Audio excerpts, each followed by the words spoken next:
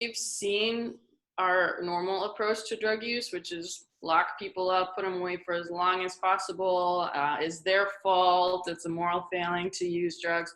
That's been going on for a couple of decades now, pretty heavily.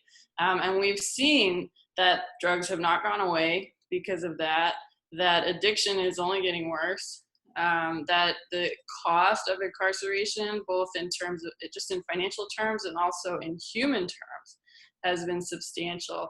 And so people are starting to get tired of that. We see that in law enforcement a lot.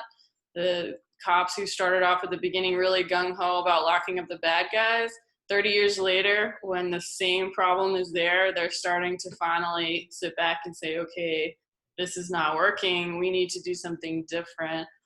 So that's one reason. It's just fatigue, sort of war on drugs fatigue, and recognition that these really harsh tactics have not worked.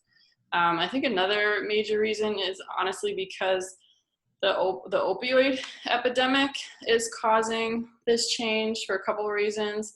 One, because it's so widespread and it's so deadly on a scale that we haven't seen with other forms of drugs.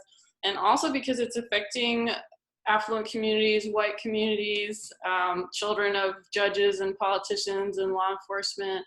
And so the folks who are in power and who have the ability to change the laws and to change policy around this now see people within their own families who are affected. And so it's more difficult for them to say, well, those people are bad and immoral and dangerous, and we need to get our people away from those people by locking them up.